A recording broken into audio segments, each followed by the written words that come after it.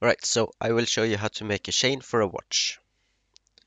Create a cylinder, rotate it to lay it down, scale it down a little bit, scale it down on Z-axis, then create a copy of it, Shift D, then up here have face selection, press G, Y, Shift Tab, then you copy this object on the other side, and G, Y, Shift Tab.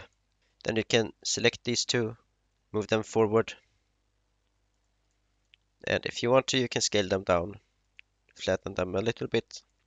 Then you select all of them, press Ctrl J to make them one big object.